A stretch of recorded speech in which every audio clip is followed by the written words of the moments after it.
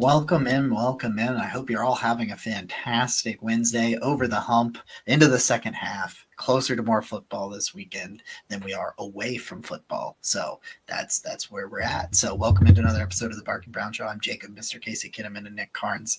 We are brought to you by our friends over at SeatGeek, so make sure you go check them out if you want to go to some games or something like that. It doesn't even have to be a Browns game. Whatever kind of game you want to go to. Maybe it'll be like a concert or a comedy show or something like that. But you go to SeatGeek, use our promo code BarkingBrowns, all one word, get $20 off. Make sure you hit that subscribe and thumbs up. This is our first episode. I'm going to throw it out there. That is back on audio format. So this will be on Spotify and Apple and all that stuff. So if you're checking us out on there, please make sure you rate the show, give us a review, things like that. Help us grow. We appreciate you. But if you're on YouTube, make sure you hit subscribe and that thumbs up. Gentlemen, how are we? I'm good, but I do want to throw in and piggyback your SeatGeek thing here is if you guys do buy tickets to this weekend's game, you can see all three of us at this week's game. So keep that in mind. That should be a huge selling point for pretty much anyone. For anybody, yeah. I'm gonna do my level best to get these two up here to the Muni lot bright and early. We're gonna be with Mr. Andy Manchin, our friend. That's my own task. So you guys let me worry about that one. I think the jumping off point for me of how early I'm willing to get up is 7. I think like if you're okay with me getting up at like 7 or 7:30 and then going, I'm totally into that. But like not last year, but the year before, these guys, I know Casey said he would have done it had he been there, and I thought he was crazy. But we were hanging out with Andy Manchin. We were up till like 1 a.m. and then he woke us up at 5. Was it 5? It might have been earlier than 5. We may have been in the car at 5. Yeah, I think we were in the car at 5. And I'm like, phew. Do you remember that scene in Major League where Willie Mays Hayes wakes up in the parking lot in his bed? Yeah. That's Jacob. We're going to take Jacob while he's asleep. He's just going to wake up in the Muni lot. Honestly, I'm fine with that. If I get to sleep, I'm fine with that. I don't care. Oh, good. Guys, we're excited. We're moving towards Packers week. We did a show a couple of days ago on Monday, recapping kind of that Baltimore game on a quick hitter.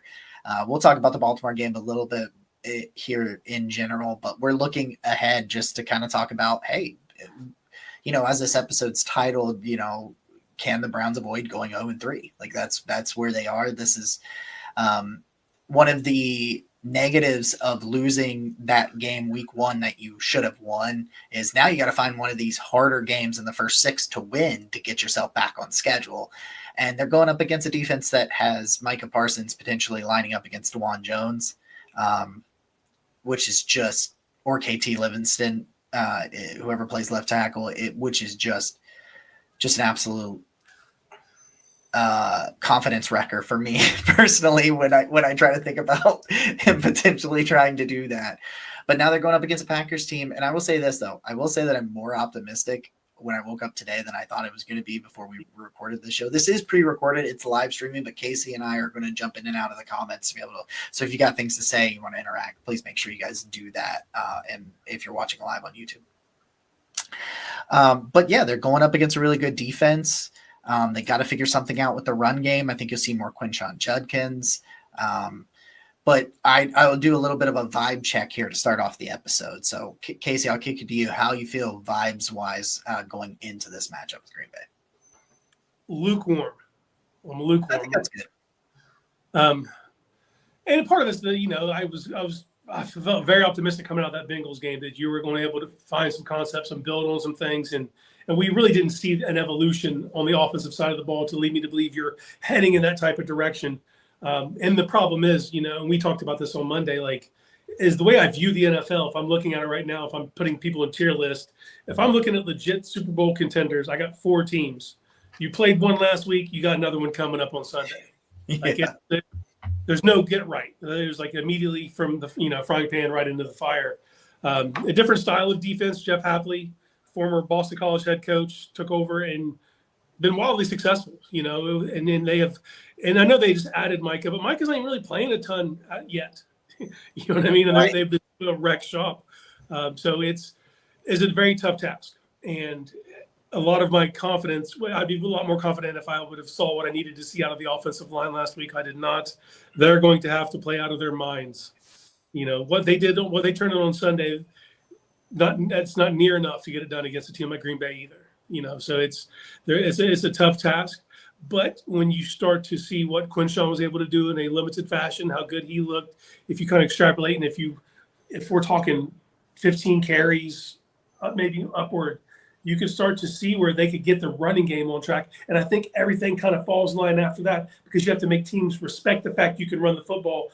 Baltimore didn't do that. They didn't. They sat on everything, and so the Browns have to be able to force defenses to respect them, and then you're playing more 50-50 ball as opposed to, you know, dropping back 45 times. So there's a script that you can win this game, but it starts up front. It starts with running the football. I look at the other side of the front, and just the Browns' defensive line has just been so damn good, and I'm frustrated because I've seen time after time where the defense plays a hell of an effort and the offense just cannot pick them up. But I did see, you know, I think the flame of my hope is with Quinshawn Judkins in the run game, and really Dylan Sampson too.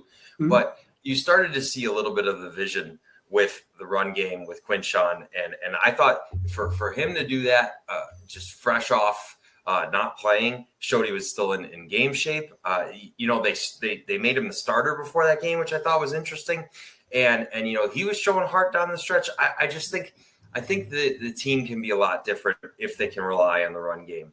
And on the other side, the Packers side, you know, it's like they just lost Jaden Reed. Now Tucker Kraft's playing out of his mind, but the wide receivers are a young group, right? Like Dontavian Wicks has kind of been a question mark, and Matthew Golden has a whole bunch of sexy separation stats, but hasn't really been able to realize that.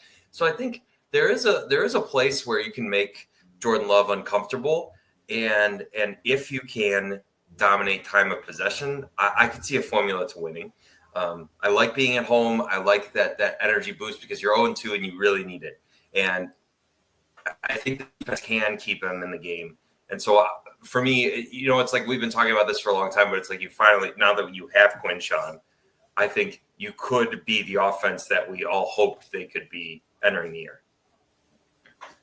Yeah. I'm with you, especially on the I feel lukewarm, because there's definitely some things that you look at, like you said, Nick, with the defensive line and stuff, where you're like, hey, you know, they've been really good.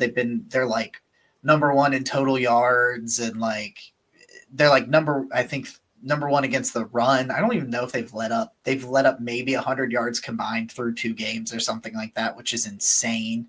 And they're like number 3 against the pass, which also goes to show you that the turnovers and the blunders on special teams and offense have been the reason they've been there 0-2, because the defense, you know, even when you look at that score, you look at a 41-17 score and you say, well, the defense at some point fell apart. Not really. Look at some of those look at a lot of those scores. One of the touchdowns off the block punt, it was 15 yards they took over at the 15-yard line or something like that. Joe Flacco's interception was they took over at the 5-yard line. And then, of course, they had a defensive touchdown. So you start looking at blunders and things like that. You're like, actually, you know, if you could just stop hurting yourself, like if you could just stop losing the game and find a little bit of competence on offense, like you could win some games, right? Like Casey, I think you're kind of thinking that too. Yeah, well, you said they's Baltimore Ravens. When Baltimore gets on the 15 and then the 5, like I'm not faulting a defense for succeeding that touchdown, man. That is like that. They played admirable, man, and they did all they could. And if you start to look forward at this game, like Cleveland's weakest link on the defense is the slot corner. There's no other way around. Reed breaking his collarbone. We'll see what that means for them long term. You know what I mean? But he is their slot weapon. So for him to be out there, that's a big step. Now that'll afford more reps for Matthew Golden. They're going to take deep shots too. It's the variety in which Green Bay plays with offensively, because they don't have a true number 1. Now they drafted Golden to eventually be that guy, but like right now they got like 4 number 2s, and Tucker Kraft's arguably the best tight end in football through 2 games. No, yeah, he's been on my bench. Like, look at it. Like they spread the ball out. You can't. There's no tell. There's no like, all right, this guy's getting 8 funnels. Like it's, you know, you have to play them super even. I didn't think about this till right now, but like we had a couple players kind of tap out of that game from cramps or heat and stuff. It's going to be 82 degrees, right? As of right now, when I looked this morning, and they're in the most brown you could wear. Yeah. I think it might be a mistake, boys. I think wearing these jerseys at this juncture might be a mistake. You might want to go out there for the rest of the week and practice in those colors. Just get yourself a little acclimated to wearing that much brown and running out there and playing offense or playing any kind of form of football. I have not no concerns. Obviously, Jordan Love is a good quarterback. Like, Josh Jacobs is still a good running back. Like, and then like you said, they have a bunch of number twos, but they're pretty good number twos. Like I'm not, and that's why it's going to be so difficult. Like you said, you highlighted it perfectly. It's like, you can't just say, hey, Denzel, cover this guy because there's a guy as good as him. Like they might not be number ones, but there's 3 or 4 of them that are just as good as the other one. And then you start being like, all right, I need a 3rd and 4th cover guy. I don't know who that is. So like that becomes a fun little Get out of me. Yeah, that can be a little scary. Now, it might not matter that much because of the pressure they can apply, and it may allow you to mask some of that. And that's what they've been able to do. Like that's what they did against Baltimore. That's what they did against Cincinnati. When both of those quarterbacks were kept clean and given time, they were able to find Miles Harden and Cam Mitchell and pick on them. But when they were able to at least like force them to have to go to their first read, not allow them to get through progressions and things like that, they've been dominant. And they're good enough to do that a lot to keep them from being able to go through progressions and things like that. Let's talk. I think you mentioned the pressure that the Browns have been able to generate, and it just hasn't led to any turnovers, man. And we talked about it before the Baltimore game, and I probably could count 5 different times the ball just bounced the wrong damn way for the Browns. I can't believe they didn't get that Derrick Henry fumble. The fact that they weren't able to recover that still pisses me off. That's one of the hardest ones. Or what does that change for your fortunes? Like close, man. So I just still have to think. I really like that they're going to be playing in front of the home crowd, and that the defense is hopefully going to feed off that energy, because if they keep creating pressure like this, they will get turnovers. One way or another, they will get turnovers, and I think that's probably the biggest formula. Obviously, your offense is really in a rough spot right now, especially passing the ball. So if you can get some of those short fields, I think that's the way you say, okay, make Jordan Love make some mistakes. It's not like he's this perfect quarterback, and then that's probably a formula that could lead to a win. Yeah, I think so. I think one big thing that I talked about in our group chat and stuff, even when I was being a little irrational and emotional on Sunday, was like Joe Flacco's not trusting his eyes right now. So like it's really hard to think, and he doesn't, in Casey, you talked about it, he wasn't given a lot of time by the offensive line, but he was given more time than he thought about in his head. So how do you kind of fix that? How do you fix the confidence? If you can get a short yard, I don't care if you get a short field touchdown. Like you force a fumble at their own 30 and you only get 30 yards on that drive, but you get a touchdown. Well, there's some confidence, right? There's some confidence and belief in what you're doing. And then like, okay, maybe I do have a little bit more time to throw, or okay, maybe, Cedric Tillman will elevate for this pass and I can float it up there, or I can do that or something. The offense has got to find some rhythm, but I also think the offense has got to find some confidence top to bottom in themselves. And one great way would be getting a turnover in a short field, because I don't know about you, but anytime an offense scores, I feel a little bit better about it. like you're like, oh, hey, they scored a touchdown. It's like, so you hate to put even more on this defense, but that's where they are right now. Like that's where they are. That like we don't need defensive touchdowns. We need short fields. A defensive touchdown would be great, but yeah, the defense is going to have to be dominant. But I want to talk about some concerns about the offense. I saw this got brought up on Twitter, and so I wanted to because we talked about this a little bit pre-show, so I wanted to tee this up. There's always been some concern. I don't know if concern, because some of it is just people. anytime the offense doesn't score, it's like, oh, this guy can't call plays. If he would just do this, a lot of people online will always act like the solution is incredibly simple and easy to fix. If that was the case, they would never have a bad offensive performance if it was as simple as just turning around and running the ball again.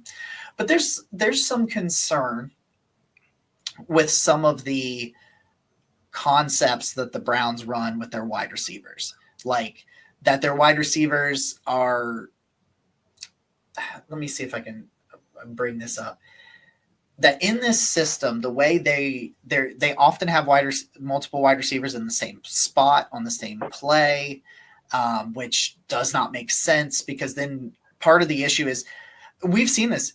I know you guys have seen it. We've seen plays where the wide receiver can't tell which one the ball's going to because they're both right there. And so there's this growing concern like, hey, is Kevin's offensive scheme too vanilla, too plain? Is there too much variance week to week? You went from running the most motion in week 1 to running it like 30% last week. Yeah. Like, are you concerned about the overall, even if the players perform better, are you concerned about the overall scheme on the offensive side of the ball? Well, it's difficult to say because you're looking at it in a vacuum. And if you're just looking at it in the vacuum of the Baltimore game, yes, you would be. Because they did some things I liked in week 1 against Cincinnati. Yeah. And you see where the concepts were easy reads, quick completions, long handoffs. You're like, okay, you can see how this offense can matriculate down the field. They moved the ball. They had like 22 first downs, and that's the prescription for winning. And, but then against Baltimore, they weren't able to build on any of that. There was no answers, and Baltimore, if there were answers, Baltimore already had them. They were sitting on. It was like they saw everything coming. But one thing you brought up was the wide receiver spacing, and that's kind of been an issue for 5 years. It is, yeah. Plays, and it's like, why is that congested right there? Those concepts need to work off each other, not work into each other, And so yeah, that does concern me. But like you have to ask yourself, is that really drawn up that way? Highly doubtful. So this operator error, and if that continues to happen, and you continue to put the same people on the field, well, that's also coaching at that point. Then, well, I was going to ask if it's a Chad O'Shea issue. I'm probably like. We know how you feel, Casey. Anybody who's followed Casey for any period of time knows how he feels about Chad O'Shea. But it's just like, sorry, you cut off.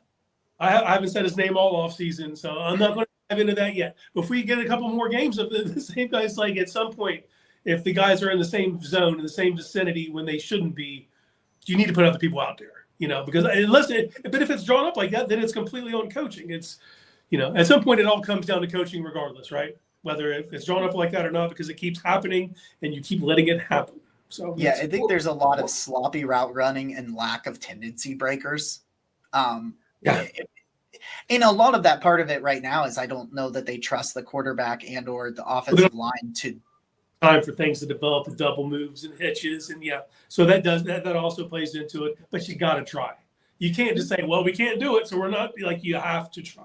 You can't just go out there and run the same 4 plays, the same route concepts. There's got to be a tendency breaker. There's got to be creativity. We've seen it in the run game, like over his tenure, but it's kind of like, are we starting to get in a vicious cycle where a handful of games every year, we're just like, man, there's no creativity in some of these passing concepts. Like they're just running because like you said, Baltimore had all the answers. They were sitting on a lot of routes and Joe wasn't able to attack it and they weren't able to pivot. Like they didn't pivot from that. And so they kept running the same plays and the same concepts and nothing was open because Baltimore knew that's what they were going to do. And so like, there's a little bit of concern. I'm with you 100%. It's way too early to panic. But if there's more performances like this and it continues to look like this, I do not know how you I don't know how you get free agents to come here. I don't know how you tell a locker room of who's already here that you're going to run it back. Way too early to say that, but I think there are some legitimate concerns in that department. That's what sucks about playing Green Bay next, though. Because if it happens again, it's like this is also a tip of the spear defense right now. So like you're going against it's a rare thing that's going to happen. Well, There's also like, so I have my personal question regarding Chad O'Shea is that there have been multiple offensive staff changeouts over the course of time with Kevin Stefanski. And O'Shea has always, if I'm not mistaken, he's been here since Kevin originally arrived here. It's like he gets like the Brian Hartline treatment at Ohio State without producing. Without any of like, I'm trying to think of like a wide receiver that like, okay, like I get it. Jerry Jeudy was bad in Denver and he played well last year in Cleveland, but I just don't see any wide receiver that they've had over the course of this regime that has just developed and become this staple of the Browns offense. It like when you trade for Amari Cooper, it's like he's already established. He's already Amari Cooper. And, you know, it's like you thought you had I'd even argue that Jerry Jeudy was at least a little established. Sure. He at least had like a 900-yard season to his name, right? And it's like you tried it with Elijah Moore, and that didn't work. And you had 1 year of Donovan Peoples-Jones. It's just like there's no wide receiver that I can think of on the roster over the course of time that they have really shown development with. Like true. Like I could point to David Njoku, but that's tight end. It's not a wide receiver. So like I just don't understand why O'Shea has been the one. Like what is it that O'Shea or the wide receivers have done in the last 5 years that have shown that he is like this staple of an offensive staff? He's treated like Jason Tarver, like the linebackers coach, who you can look at Jason Tarver and you're like, yeah, I would pay him whatever amount of money it takes to keep him as my linebackers coach because he continues to gets every ounce of water out of that cactus when you squeeze it. When he gets every ounce of talent that he can get. With Chad O'Shea, it's just like you start to wonder.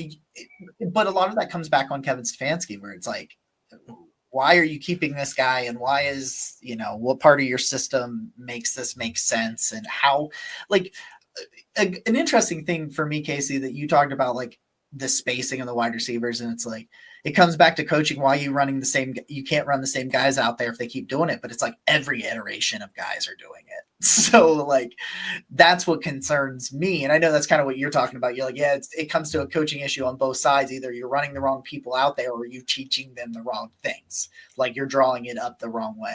And it's like, one thing I have said before about, coaching, I said last year and things, we talk about penalties and stuff like that. And you're saying, well, you're not coaching penalties.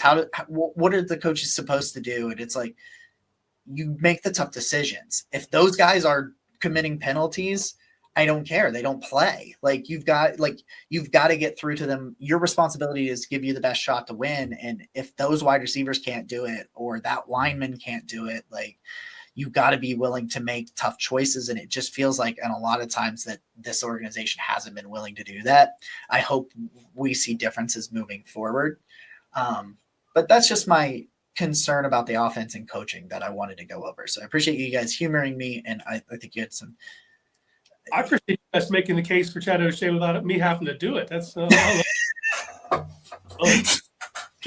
you're like a proud papa. He's like, all those things you're saying that I've been yelling. But cool. Yeah. You pulled out your notes. You pull out, like when I do my draft shows, I always pull up my notes, so I can think, oh, this guy runs a good route, whatever. It's like you pull up your Why I Hate Chad O'Shea notebook, and then we hit all of them. You're just like, oh, yeah. I don't have to say shit. Hold on. I could have, it would have been excessive. It would have been excessive for me to come in. But yeah, all those things are true. So let's pivot to what we think with the player, with the personnel and everything like that, what we think the offense will do this weekend to try to get a win. You're talking about an offensive line that's just limited. One thing I wish they were willing to do, what I hope they're willing to do, they're not going to this early in the season. I hope they're willing to switch in a guard. If the guards I hope they're willing to bench Ethan Posick. Like, I don't think they're going to. I think it's I understand why you wouldn't. I just wish they would be willing to if it is bad. I'm not saying you go out there and after the first drive, you're like, I'm benching everybody. I'm saying it when you're making halftime adjustments adjustments. If the issue has to deal with the mobility of the interior of your offensive line, especially at center, I just want you to be willing to put in the more athletic, the younger, the better mover in Luke Whippler. Like, I just want to be like that.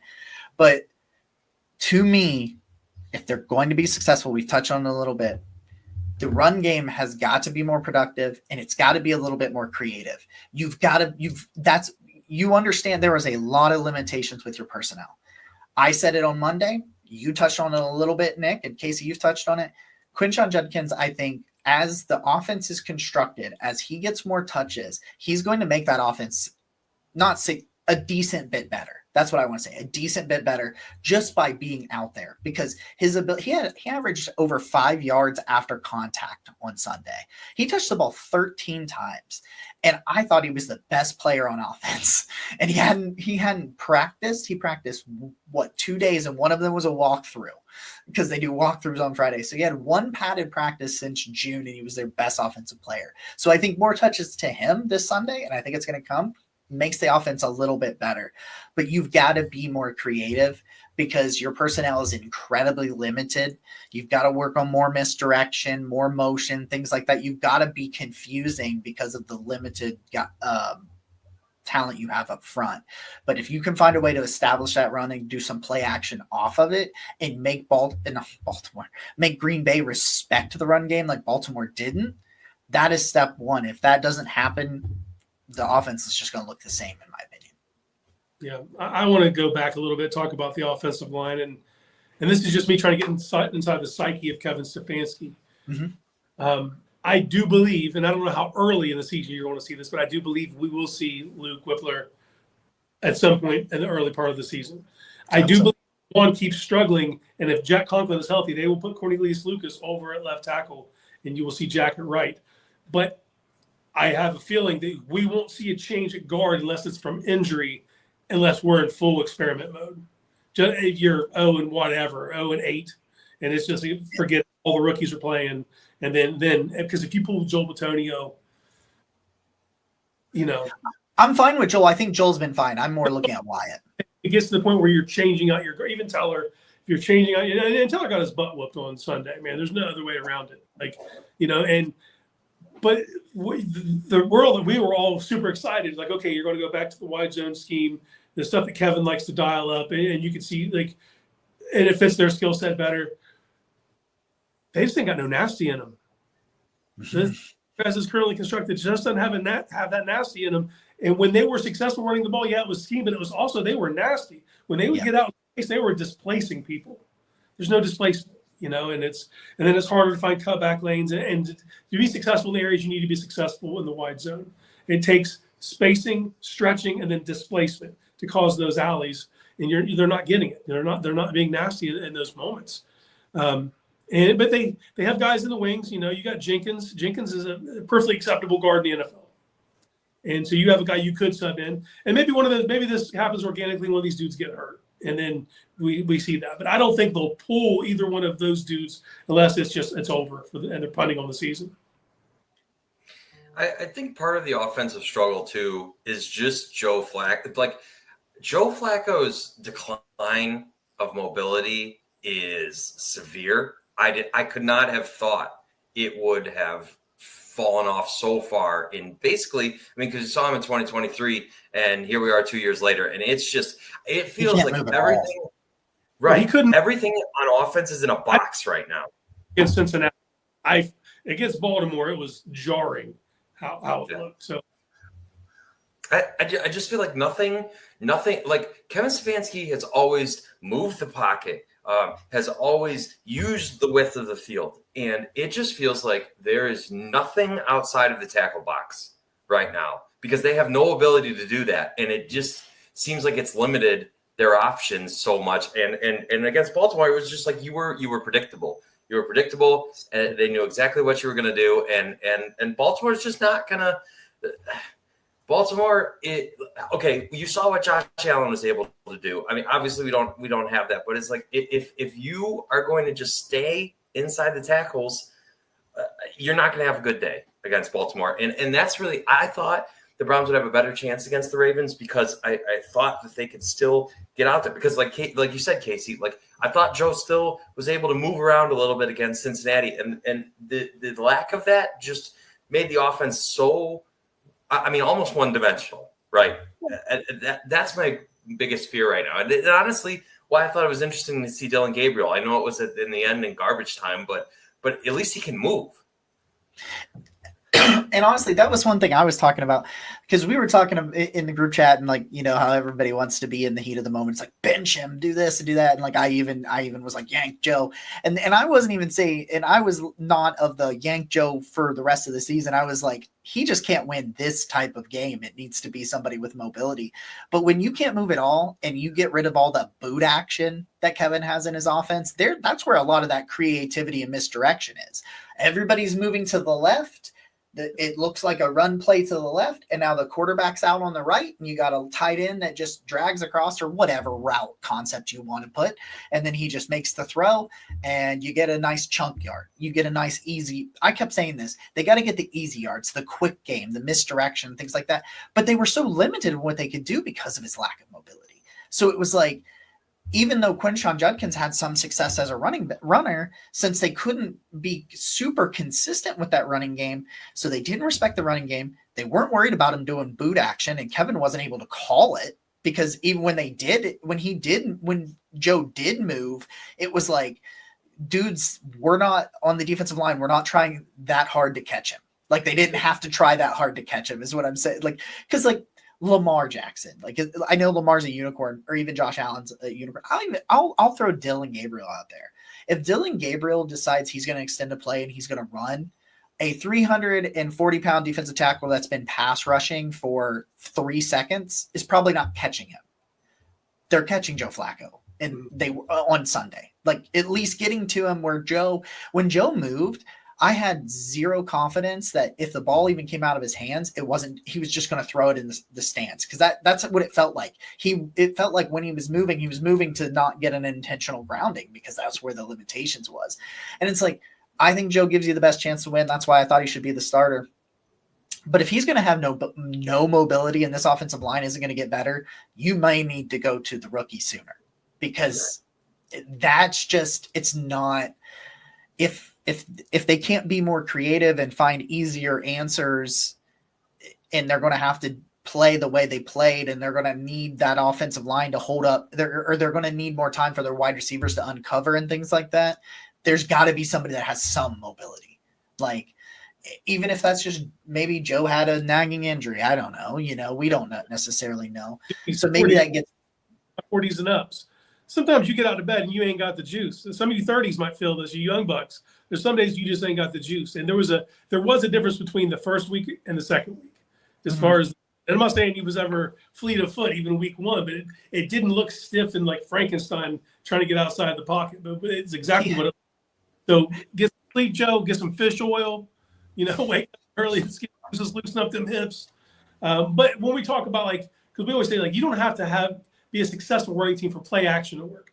You do for boots. Yes. You have to suck that defensive end down. He has to bite on it for you to be. If it's an even race it's not a race. Even if it's not Joe Flacco. So that has to be successful. So if you're able to run the ball early and have success early, then they have to respect it. We may be able to see that open up. But if he continues to move like he moved on Sunday, you can't keep doing that. Like that'll get him out of there sooner rather than later. But that brings up the point. Like, if Joe Flacco gives you your best chance to win, that's who you play. When that becomes not the case, when that statement becomes not true, or you're not trying to win, it's only two ways here. If you're winning is your objective, then you have to put the guy out there who's best suits to do that. And that is Joe. That's what you got to sell the rest of your team. But when that no longer becomes the case, whether it's through his performance, whether it's through injury, or whether you get to the point in the season where it doesn't behoove you to keep winning games, as we saw last year when they pulled Jameis and started playing DTR and Bailey's happy. You know, when you get to that point, it's all bets off. But like the things that were successful staples in Kevin Stefanski's offense, it wasn't centered around the boot, but the boot was where the big plays came from. Yeah, big shots, and we're not taking any of those. You know, and so you become like a toothless offense with no bite. You know what I mean? Like, so you got to run the ball. You got to be efficient. You got to stay ahead of the sticks.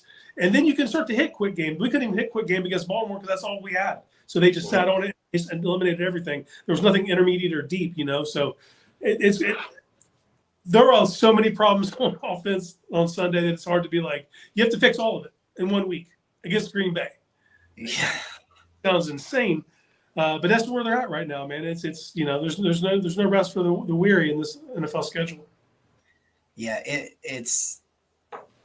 there's a path to them being better, but like I just hope overall that Kevin is prepared to make tough decisions at some point. Because what I don't want to do is you talk about, like the rookie's going to go out there. One of Dillon Gabriel or Shedeur Sanders it'll be Dillon Gabriel first, unless he's hurt. But one of the ways is if they're no longer trying to win, I'm just concerned you're going to, like, if you're sitting there and you go, I think Dillon might be better, but I'm just going to roll out with Joe. Like, I don't want to just do this, just do that, just roll out with him again. Like, you've got to be honest with yourself. You've got to be willing to make those choices. And if he's not willing to make those choices, then you probably are going to need to find a new head coach, because there's going to be a lot of tough choices. I'm nowhere near fire everybody. It's been 2 weeks, nowhere near that. But my point is, if you continue, the thing that I always come back to is if they're not willing to make tough choices and tough calls about personnel, about scheme, about their jobs, it's like, who's going to want to play for you? How are you ever going to turn this around? Like, you're not going to, I mean, yeah, you can turn it around with draft picks because, draft picks don't have a choice about coming here. Which is kind of what the Guardians do, because the Guardians aren't going to pay any free agents. They're just going to draft really well and have their guys come up through the system and be good. But it comes back to that. So yeah, man, like they've just got to be more creative, and they've got to find ways to work on some confidence. I think the brass tacks of the situation is, if the offense continues to struggle like it is, and they don't make any changes, and I'm sitting here as a large proponent of Joe, as large a proponent as Joe Flacco as there was, but if the offense continues to struggle as it is, you are only going to get this type of effort from the defense for so long. We know how this goes. We know the road it goes down. So I just don't think they can afford. I mean, in my opinion, you've probably got like 2 more weeks max of, if the offense doesn't start to produce. Like, I think that game in London against the JJ McCarthy-less Vikings is probably as reasonable of a place to it just makes sense if the offense doesn't pick it up. If Joe Flacco specifically doesn't pick it up, because you're going to have Quinshon now, right? You've got, I think they said almost everybody's practicing. Everybody's practicing but DeAndre Carter, yeah. Right. So in the first 2 weeks, we've had about as stellar of an injury situation as possible, because guys are dropping left and right. Right. I know we've had a little minor, bumps and bruises, but comparatively, right. So the offense either starts producing right now against, like you said, Casey, a Super Bowl contender and a Micah Parsons defense, like you said, Jacob, or you've got to start to look in a new direction, because the thing goes off the rails in an instant if you don't. And that's where I'm at, man. And you guys both know how much I was hoping Joe Flacco would come back here, and how much I thought it could be. But the results are speaking for themselves. So it's like, there is no time. There is no time. It has to be now. Yeah, we're on a time crunch. So Casey, I know we've got to wrap this up here. So I'll let you final thoughts, and then we'll close this thing. The first changes I would like to see would be along the offensive line. Yes. And get a different drive out there, a different permutation. If that doesn't work, then you have to move to the next step, which would be the trigger man, which would be the quarterback. And unfortunately, you play. I don't know if you're going to make any decisions based off what happens versus the Green Bay Packers. But Detroit, on the other side, the defense hasn't been looking stellar for Detroit. And then on the other side of that, and we might even wish JJ was playing by the time we play the Vikings, depending on how Carson Wentz does these next 2 weeks. But there's in those 2 games. And then, obviously you could do the unthinkable against Green Bay, and we're not even having these discussions. But if it looks similar to the way it did against Baltimore, things have to start moving. And I personally would start up front and work my way back as to try to remedy this and try to keep it on the rails as possible, because Nick made the biggest point of this entire show. This defense is playing lights out, but there's going to be a fucking tipping point to where if they don't, the offense or special teams too. This is non-complimentary football. It's defense and then nothing. So like if those two things don't start holding their end of the bargain, this defense is going to start sounding. Then Jim's not here next year. You know what I mean? When that stuff starts happening. So, yeah, it's about playing hard, competing, showing that you belong in this league. And if you can compete with Green Bay, you belong in this league. And but if they keep turning in what they did last Sunday, it goes down quick. So the changes will start getting rapid after that. I gave you my final thoughts. I'll see you in the Muni lot. What about you, Jacob? That was my thought too, man. Let's get out of here. Can't wait. Thank you, everybody, for this tuning in. I unfortunately won't be in the comments this time, but I will respond to anybody's YouTube comments. So please like and subscribe. We love you. We have a Discord. If you want to get in, DM any one of us, and you can be in our Discord. We have lots of conversations there. It's great. Thank you for all your support. We love you. Go Browns. This has been a midday recording episode of the Barking Around Show. And Nick, it's Casey. That's Jacob. Go Browns. I just called DeJuan Jones